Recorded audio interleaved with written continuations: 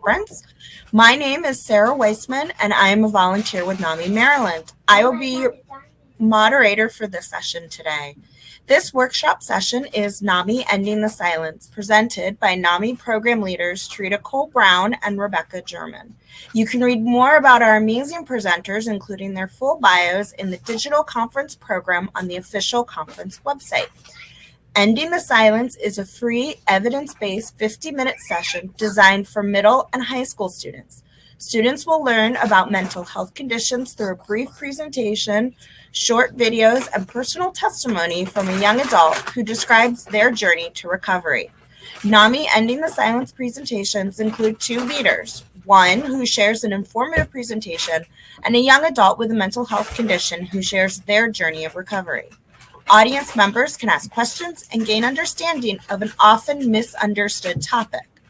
Through dialogue, we can help grow the movement to end stigma.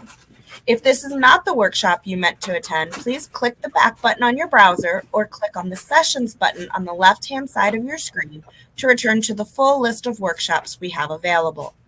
We will be addressing questions at the end of the presentation. If you have any questions as the presentation continues, please post them in the Q&A on the right-hand side of your screen.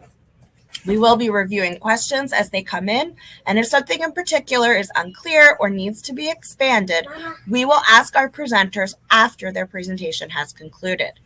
We are pleased to offer closed captioning for this year's conference. Captioning is only available for attendees using a desktop.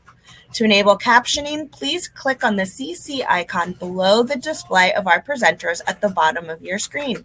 Once you click the icon, the video displays will become smaller and you will see the captions being generated underneath. If you have any comments, concerns, or technical issues, please post them to our chat and our technical assistant, Rebecca, will address them accordingly. I'd now like to welcome our presenters for today's workshop. Thank you so much for joining us today. Welcome to Ending the Silence.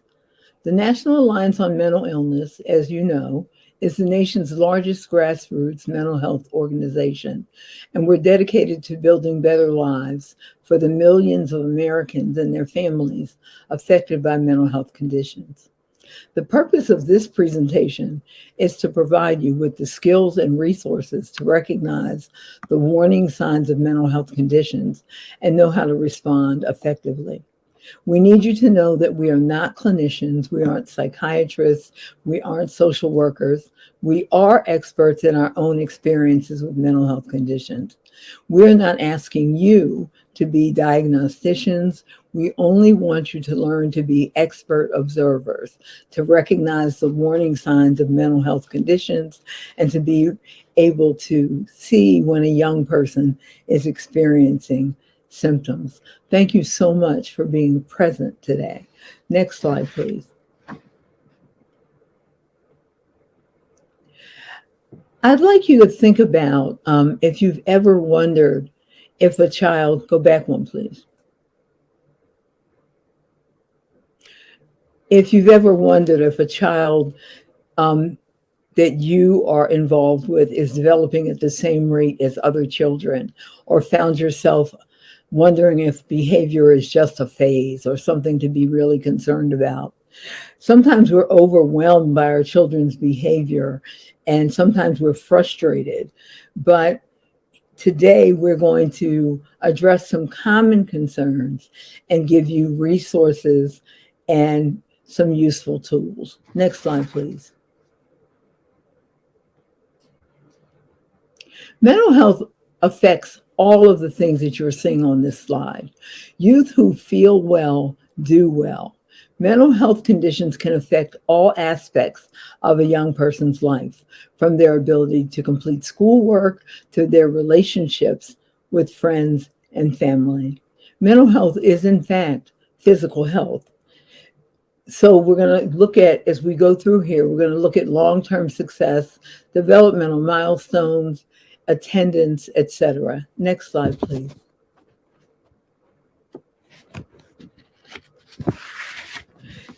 Mental health conditions in youth are common. Many young people don't get help when they need it. And you can help to change this by being aware of the warning signs in your child or your loved ones or their friends. These statistics are to help families understand how common mental health challenges are. 1/2 of all lifetime cases of mental illness begin before age 14. 50% of children aged 8 to 15 with mental health conditions don't receive treatment. And 13 to 20% of children living in the US experience a mental health condition in any given year. And with COVID, the incidence of anxiety and depression increased to 1 in 3. Next slide, please. Why does it matter?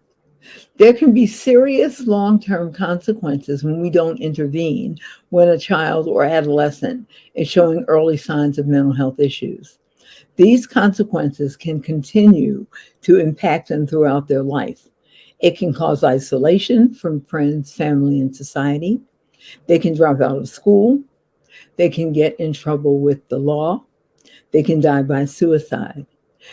What we believe is that if we get early intervention, then we can get an earlier cure or earlier help. I want you to notice that suicide is the second leading cause of death for young people aged 15 to 24. Next slide, please.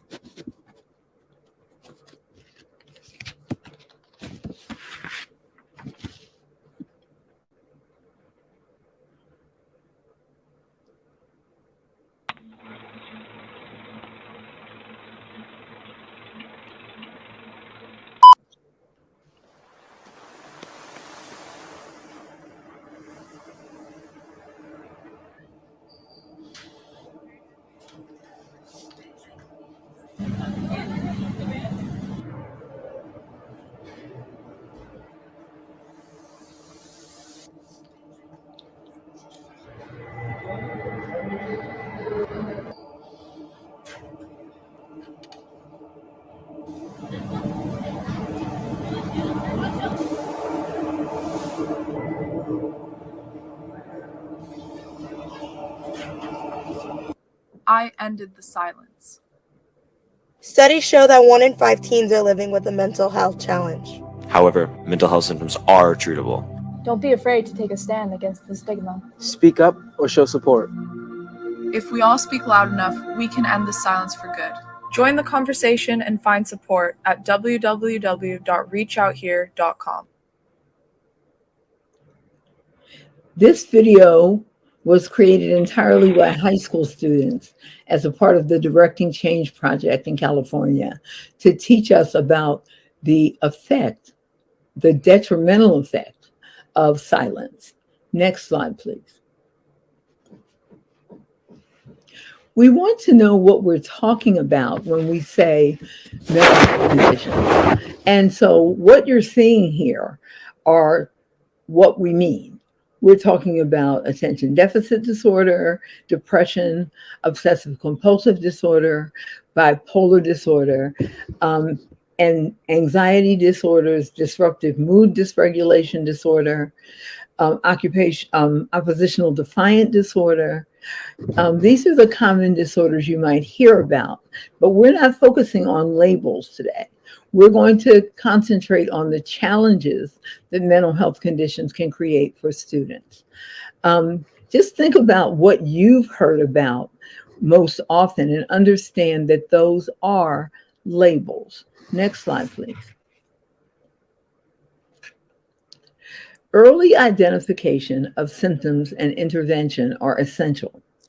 The good news when we know about different conditions is that with early intervention and early treatment, recovery is not just possible for young people, but it's probable. There are several things you can do to help connect your child or their friends to the support they need. The earlier young people get help, the better the outcome will be. Early ID and early intervention are important in any manner of illness. Now we're going to move to the next slide. And we're going to talk about the 4 steps to early intervention. Step 1 is know the warning signs. Step 2, reach out and respond. Step 3, work with school staff and your child. And step 4, provide resources and support. You can help recognize mental health issues early by following these 4 steps. We're going to cover these in more detail throughout the presentation. And so I wanted to read this to you because these are the 4 steps that we are covering. Next slide, please. We're going to go through some warning signs. And I'm not going to go through all of them, but I'll do some of them. Feeling very sad or withdrawn in young people is something that can be common, but if it consists and persists for 2 or more weeks, you really want to pay attention to that. Sudden overwhelming fear for no reason that might come with a racing heartbeat, physical discomfort, fast breathing. You want to pay attention to that. Seeing, hearing, or believing things that aren't real. Drastic changes in mood, behavior, personality, or sleeping habits. Next slide, please. Extreme difficulty concentrating or staying still that puts that person in physical danger or causes school failure. Intense worries or fears that are not really connected to anything that you can see. Throwing up, using laxatives, or not eating to lose weight. Using alcohol or drugs excessively. Self-harm. Next slide, please.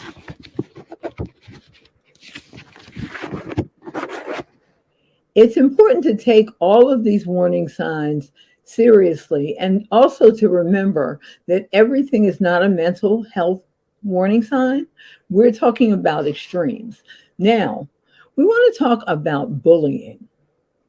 Youth with mental health conditions can be the target of bullying. It's important to know the warning signs. Bullying is an unwanted, aggressive behavior that involves a real or perceived power imbalance. Kids who bully use their power, physical strength, access to embarrassing information, or popularity to control or harm others. Bullying behaviors happen more than once. It's not a one-off or a one and done. And sometimes youth with mental health conditions can be the bullies.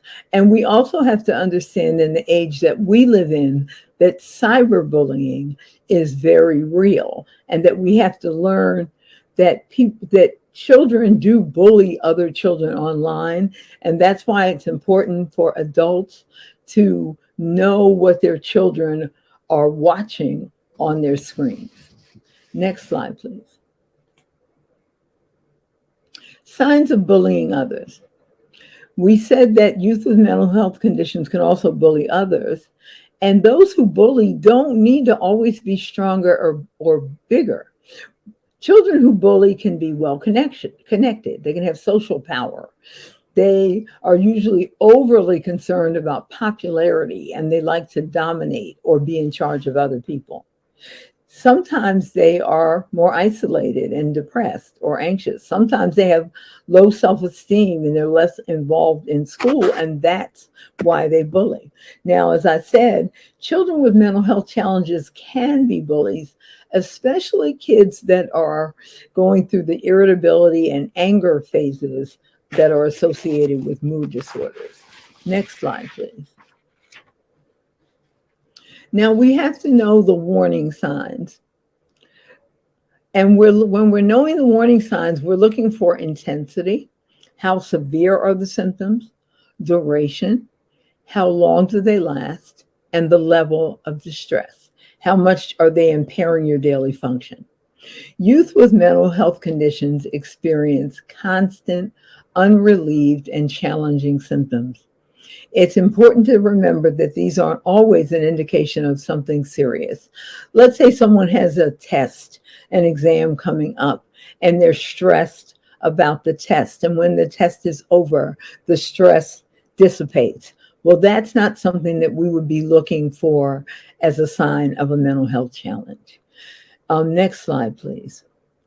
We're going to look at what teachers may see in class or what other adults may see. A student that misses class frequently, misses assignments and tests, the quality of their work gets worse. They're extremely disorganized. They frequently seek special conditions. I have a bipolar disorder diagnosis, and I was diagnosed in college, but in high school, I had severe perfectionism. And I had a point in time where I was asking for a lot of extensions because I was so overwhelmed with the things that were going on. And nobody knew that those were warning signs, but later I found out that they were. Next slide, please. What you may see at home. Having a child with a mental health condition can be challenging for the whole family. Here are some of the behaviors that you might see at home when your child's experiencing symptoms of a mental health condition. We're going to transition into warning signs of suicide, because sometimes when youth are dealing with the symptoms of a mental health condition, they can feel alone, or that they don't belong, or that there's no hope, which in turn leads to thoughts of suicide. Sometimes you see people losing things, and you also have to understand that not all mental health challenges lead to suicide. Next slide, please. Now, if you have younger children, this is only for younger children. Having a child with a mental health challenge can be challenging for younger children. Here are some of the behaviors that you might see at home when a younger child is experiencing symptoms. Like they never slow down, like they're the energizing bunny, like they're very difficult to manage, that they have severe separation anxiety, that they're very impulsive. Now, you've seen those for younger children. So now we're going to move on and look at warning signs for suicide. Especially, next slide, please. Especially after COVID, we have seen a rise in suicidal ideation and suicide in young adults, especially people in that 8 to 24 year bracket. So if you notice these warning signs of suicide, you want to take them seriously and you want to act immediately. They are usually, but not always, warning signs.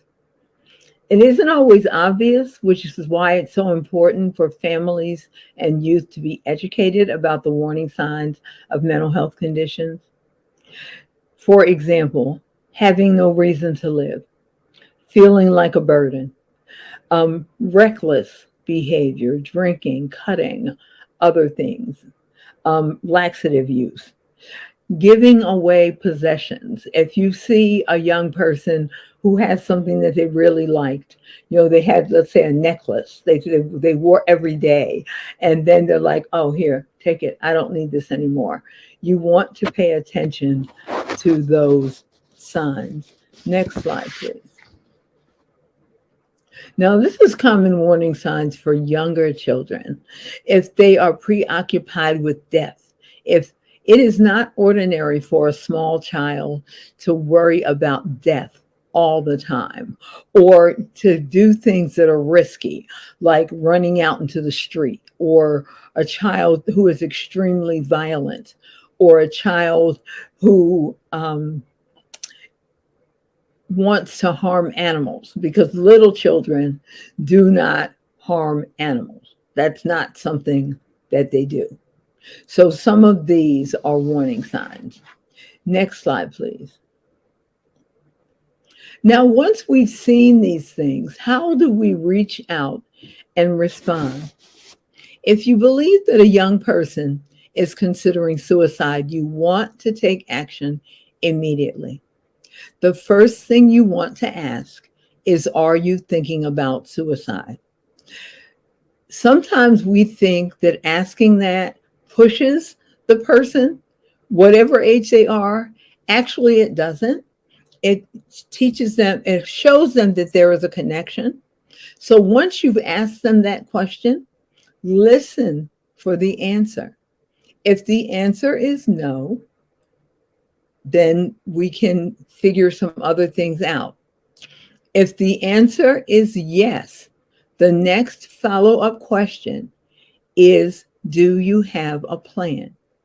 If they have a plan, do not leave them alone. Direct questioning is very important. When warning signs are recognized and someone intervenes, suicide can oftentimes be prevented. Next slide, please. You want to talk with your child or their friend, if it's their friend. You want to talk with school staff. You want to talk with healthcare professionals, and you want to respond.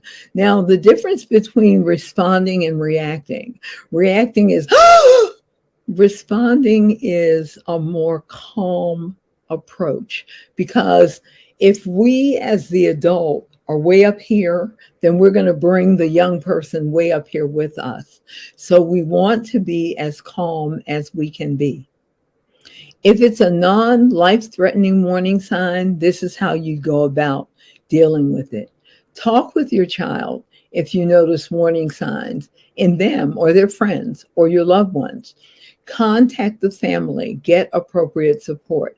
Know what the school or your pediatrician can offer in support for working with the child, and always make sure that you're dealing in a non-threatening manner and a calm, as calm as you can be manner. Next slide, please. Now, if it's not an emergency, you want to talk with your child. You want to talk with them about warning signs that you've noticed. It's important to open lines of communication.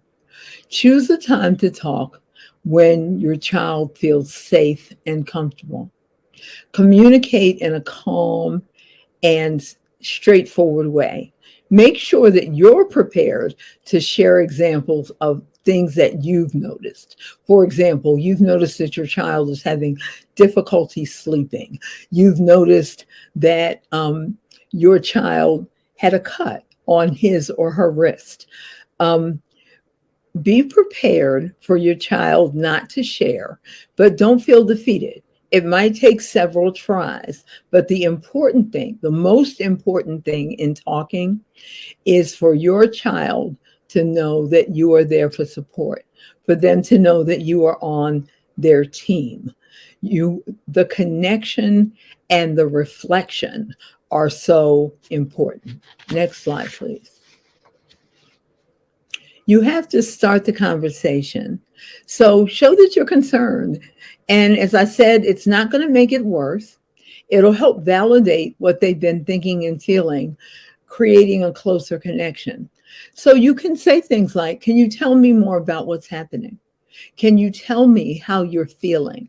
And you want to ask open-ended questions. You don't want to say something, ask something where they can go, yeah, no. Have you had feelings like this in the past?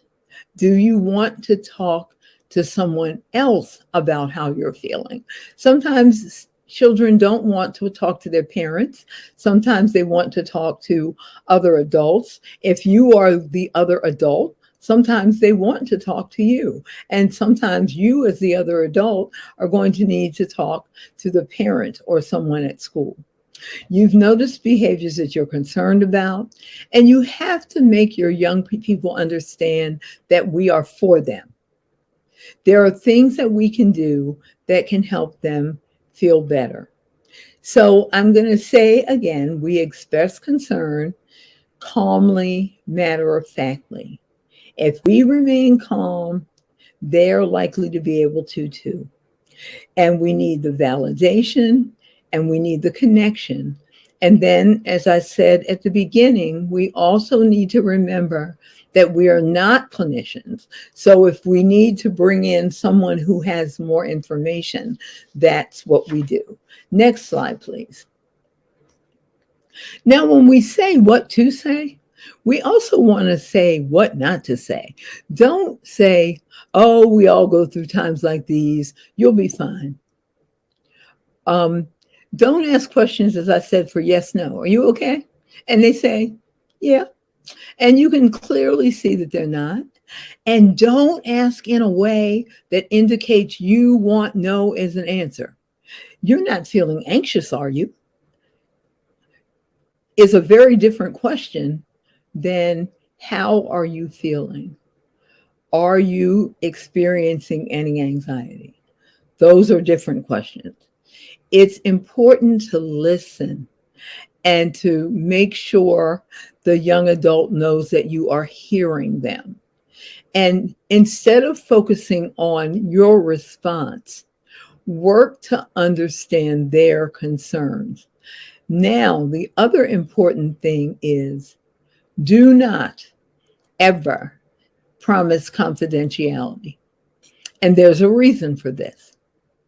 If you promise confidentiality and it's something very serious that needs to go to a professional, then the young person that you are talking to will feel that you betrayed them. If you never told them that this was confidential, just the two of us, then when you have to speak to someone else, it will not be seen as a betrayal. Next slide, please.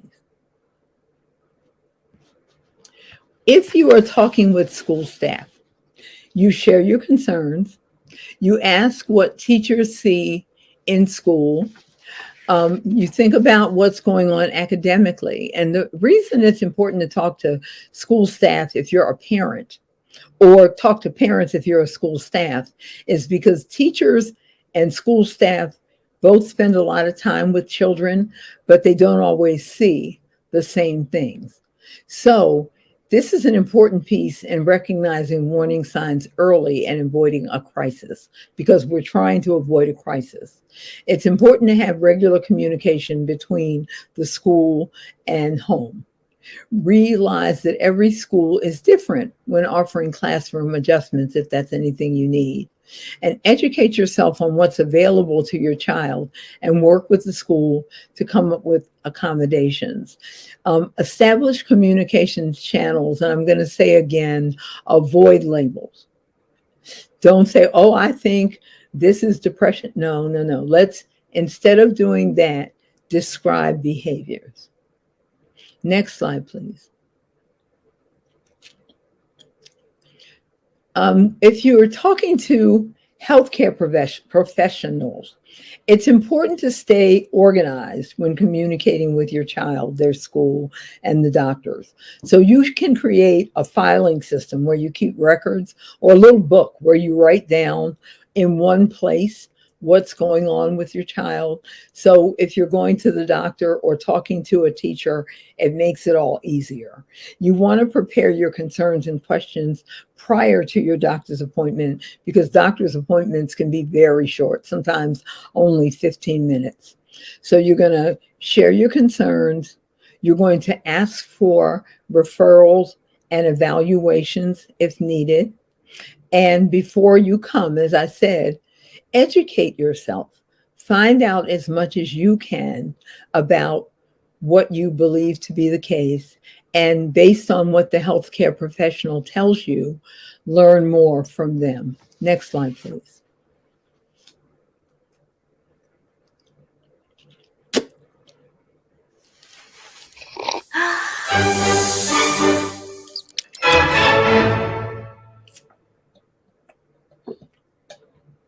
So what is empathy, and why is it very different than sympathy? Empathy fuels connection. Sympathy drives disconnection. Empathy, it's very interesting. Teresa Wiseman is a nursing scholar who studied professions, very diverse professions where empathy is relevant, and came up with 4 qualities of empathy. Perspective taking, the ability to take the perspective of another person or recognize their perspective as their truth. Staying out of judgment, Not easy when you enjoy it as much as most of us do. Recognizing emotion in other people and then communicating that. Empathy is feeling with people. And to me, I always think of empathy as this kind of sacred space when someone's kind of in a deep hole and they shout out from the bottom and they say, I'm stuck, it's dark, I'm overwhelmed. And then we look and we say, hey, you climb down. I know what it's like down here, and you're not alone. Sympathy is, ooh, it's bad,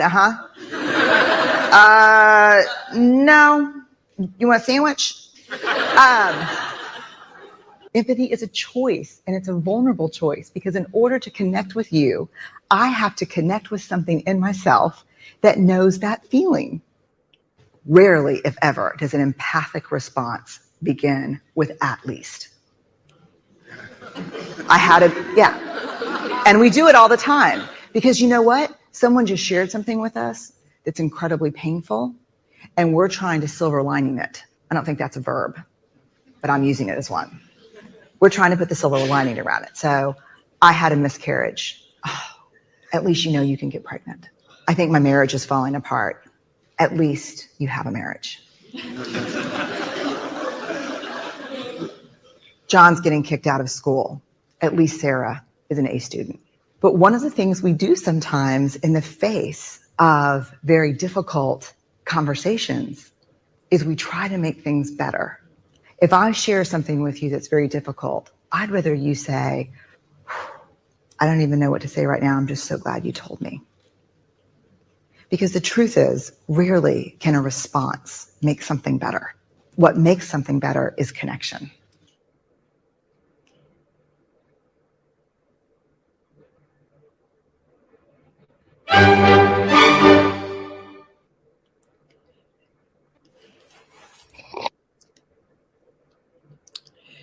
Now, what we learned there was that empathy is important for connection, and empathy is about feeling with someone else.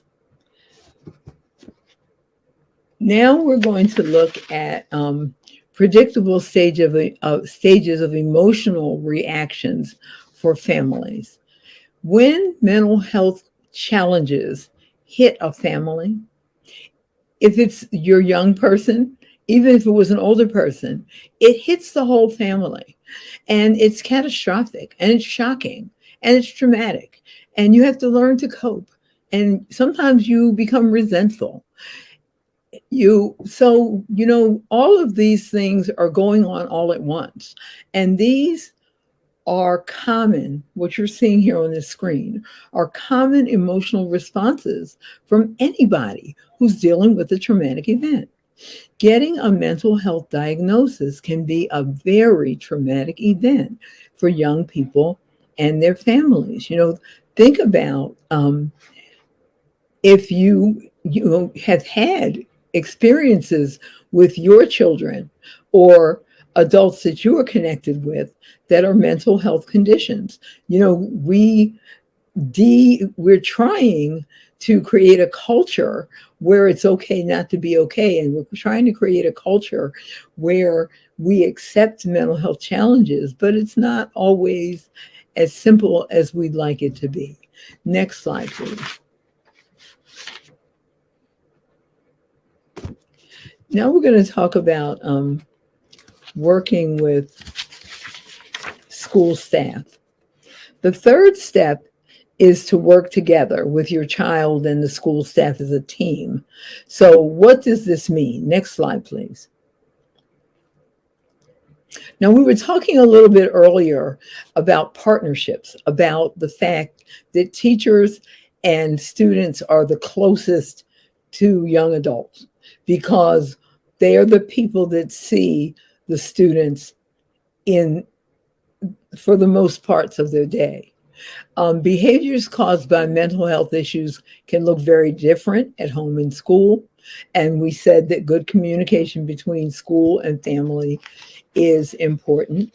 Again, we say, and we say it again and again, that early identification and intervention are so important because they offer young people the best chance for overall success. I was actually diagnosed with bipolar disorder at 21, and I know people that were diagnosed in their 30s, and I had a better chance of getting well because of the earliness of the diagnosis. Next slide, please. We need to promote understanding. You can't assume that the school staff will understand your child. Ask teachers how they prefer to communicate. People that are working with your children, make sure that you know how they want to communicate. Do your research. Be knowledgeable about your child's condition and what helps and what hurts. For those of you who are watching this program, Ending the Silence, I think this is all of the NAMI programs are important. When it comes to young people, this is one of our most important programs, especially at this time in life when we're having so many young adults dealing with anxiety and depression. You're going to share reputable resources with your child's school and refer them to things like Ending the Silence. Next slide, please.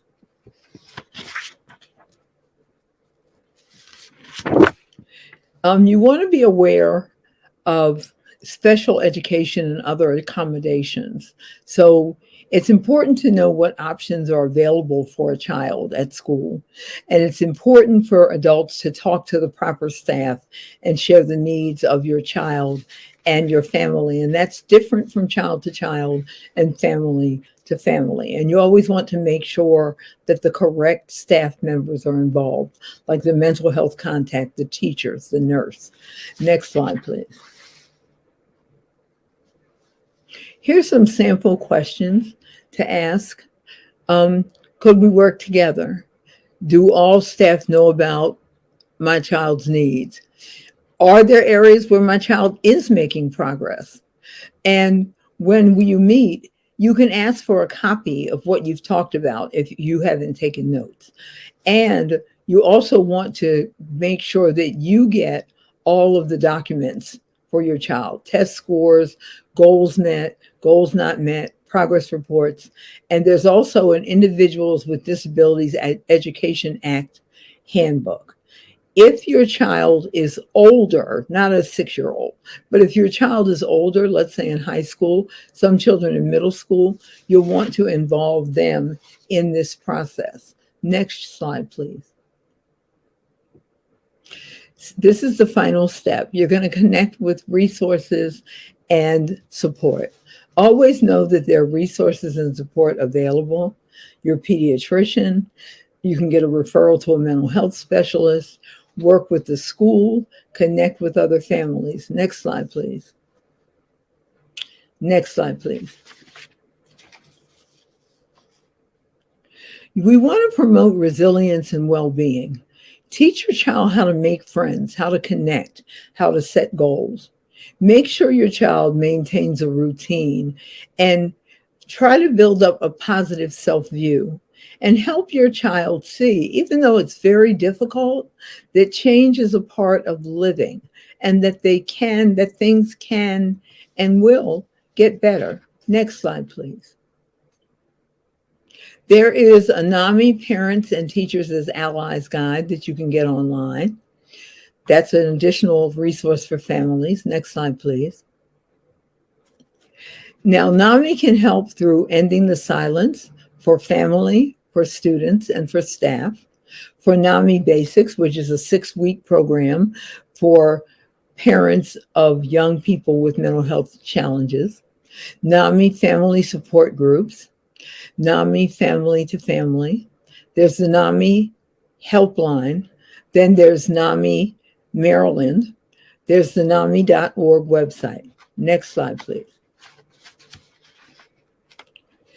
We're going to just go through this to make it through to our student. So there's NAMI Ending the Silence. Next slide, please. Okay, for school staff, next slide, please. NAMI Basics, I said that's a 6-session program for parents. Next slide, please. And thank you so much for being here today. Now we are going to turn you over to Rebecca German so that she can tell you her story. Hello, my name is Rebecca. I'm very glad to be here with you all today. If you could stop sharing the slides, I think we don't need them anymore. Thank you. So before I tell you my mental health story, I wanted to tell you a little bit about myself, but I also wanted to acknowledge that at the beginning of the presentation, Sharita said that we are not social workers, we are not clinicians, when in fact I actually am. I'm not wearing my social worker or clinician hat today. I'm actually wearing the hats of someone who has a lived experience with a mental health condition and someone who is a family member and friend of others with mental health conditions. So I wanted to, like I said, introduce you to who I am outside of that. I've lived in Maryland most of my life, moved around age 10, and I've lived in Baltimore for about 10 years now. I recently bought a house in Baltimore, for a matter of fact, so I'm here to stay for at least a little while. I am one of 3 children in my family, and that plays a big part in the story that I'm about to tell you. I also am, like I said, a social worker by practice, and in the past I've been involved in mental health research.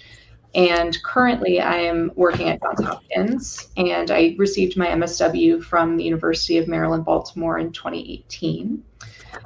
We also like to include some fun tidbits about things that we like to do. I like to bowl and recently joined a bowling league, which I am struggling to do well at.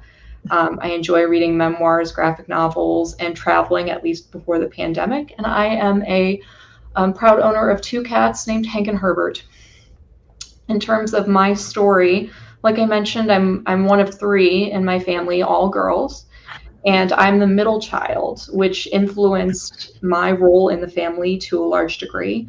I became an interpreter, a translator, a facilitator, and that led me down the career path that I've been on for the last decade or more.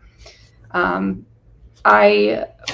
we moved to Maryland was when things really began in terms of my mental health journey and my family's mental health journey. We were adjusting from going from a more suburban setting to a more rural setting, which created more of a sense of isolation for us, I think. And then there were also difficulties that you would expect at that age. I was in 5th grade, around adjusting, fitting in, making friends. And my younger sister and older sister were going through similar things. And my family, everything started when my older sister first was developing mental health issues. She was having issues with eating, issues with self-injury, having some severe mood and personality issues. And that was showing up for her much more externally, where it was pretty obvious to my family that she was struggling. Me, on the other hand, I tended to bottle things up, internalize things in a lot of ways for the benefit of the family, because I felt like I didn't want to be, taking attention away from my sister who really needed it. But what I was doing was suffering in the background. I've dealt with depression and anxiety for most of my life. Around the age of 13 is when I first started to get treatment for it. And I've been in treatment off and on ever since. And around that time, I was having difficulty getting out of bed, difficulty making myself go to school. I was having suicidal thoughts, and I didn't really understand where they were coming from. And I really just desperately wanted to be normal without knowing, as I do now, that there's not really any such thing. And it can be, a wonderful thing to be quirky and to have things even that we struggle with so that we can find strength. At the time, of course, I didn't think of any of those things. The people who noticed first were my teachers, and also to some extent my parents. I think my teachers really took a strong interest in me, and then my parents started to learn about what I was going through and took me to my primary care provider, who was trained in psychiatry, so he was able to provide some support for me. And after that, I started medication. That was a long journey as well, struggling with that and trying to get used to the fact that I might need medication, that I might need therapy. I was somewhat resistant.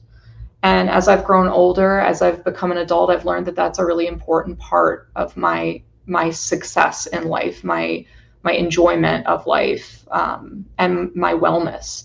So in terms of what has helped, what I've learned, I've just found ways of acceptance, found ways of pulling meaning out of my experiences, and also channeled that into the work that I do. And in terms of other things, I've been involved with NAMI. I've been a volunteer with NAMI for a number of years, both for the Connection Support Group and for Ending the Silence. And I've found it to be something that's been very fulfilling for me to know that I'm helping other people who are going through something similar, or who may have loved ones that are going through something similar. In terms of what's next for me, it's hard to say. I'm kind of just focusing on the present, honestly, trying to slowly fix up the house, trying to continue to develop in my career, and trying to continue to invest in my friendships, which are a huge part of my self-care. Hopefully, eventually travel again, because that's something that I really enjoy. But I think I would like to kind of close out my story was saying that it's okay to struggle. And even though it might sound like I have everything all put together, I still struggle even now. And so I just want to let people know that there is hope, that you can push through if you put the effort and the time in, and that you can rely on the people in your life to try and help get you through as well. So that's what I would like to share with you all today. And I wanted to open it up to any questions that you might have in the last couple of minutes.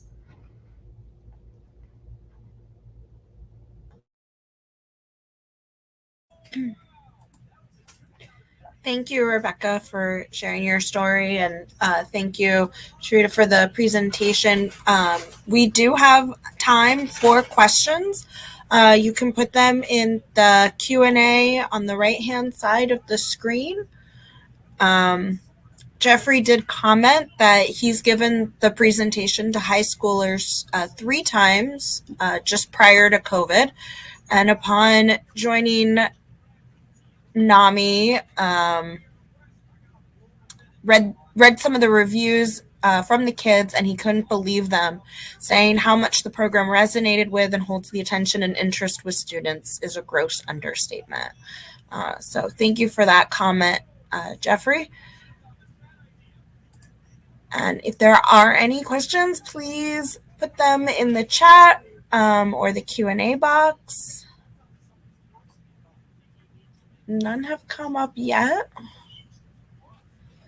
A question that has come up in the past, in past presentations, it's come up in the slides that Sharita was sharing, was just what is the best way to help someone who is struggling? And I know that was already kind of covered, but I've had people ask me that directly as someone who has struggled with this. And I think that the way that I have answered that question is to say, just be open and honest about what you struggle with as well. Have that empathy that we talked about. Take an interest and show concern, but also sometimes be a healthy distraction. Be the type of person that says, hey, do you want to go bowling? Hey, do you want to go and play pool? Hey, do you want to talk? Do you want to go out to get a bite to eat? So I think that those are ways that I have found to be helpful. And I found it helpful also as my own person to have things outside of just my friends, where I've been able to tap into my own coping mechanisms. Sometimes that's binge watching TV. That's okay. So I just wanted to normalize that as well, that mental health journeys can look different for each person.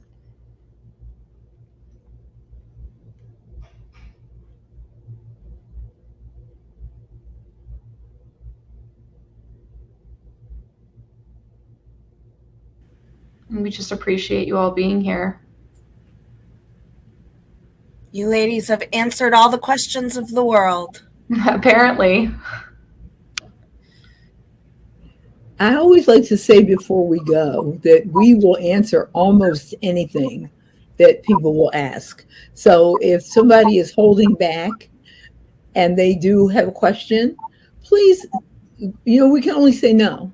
But generally, we will answer your questions about young adults now with because this Ending the Silence program, as Jeffrey said, is such an important program for the time that we live in.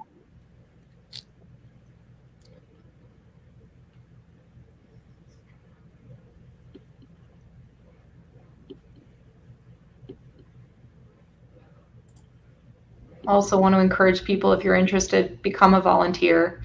We need volunteers. We rely on volunteers, and I get a lot out of it, even for the time that I invest. Sometimes it feels like, oh, volunteering, do I want to do it? But I find that every time I volunteer, I'm glad that I did. Yeah. Rebecca, we did get a question for you. Yeah.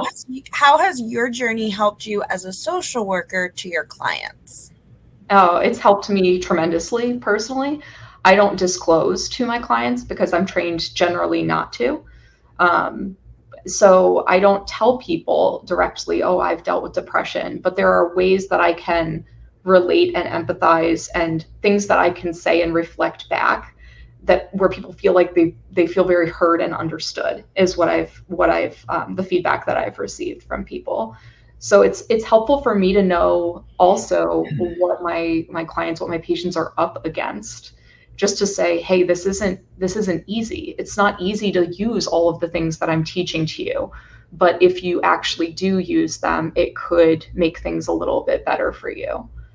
So I think it's helped me quite a bit. It also helps me be invested in what I do, to feel like this is something that I want. This is something that's important to me. And I think that I was very resistant to it when I was younger. I didn't think that this was going to be the road that I was on, but I don't regret it.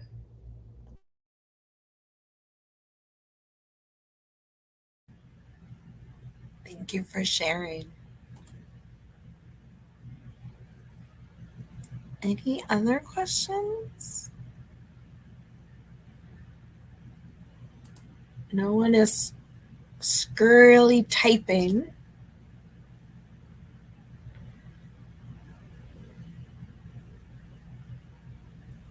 Well, I know it has been a long day, full of excellent presentations, so fully understand. If a question does pop up into your mind, you can always send an email to connection@namimd.org. That's namimd.org. Or submit the question at the end of event evaluation that you'll receive, and just note, who the question might be for. You will receive a link, as I said, at the end of today for an evaluation survey. If you'd like to acquire CEUs for the workshop, please submit responses no later than Saturday, October 22nd. This concludes the workshop sessions for today. So happy Friday evening. You can go have some of that self-care Rebecca was talking about.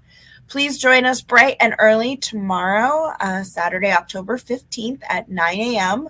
for our NAMI Maryland annual meeting and board elections. Thank you again for joining us, and we hope you enjoy the rest of the conference. And you can go outside, and at least in the Crofton area, we have beautiful weather, so you can go out and enjoy it and have a wonderful evening.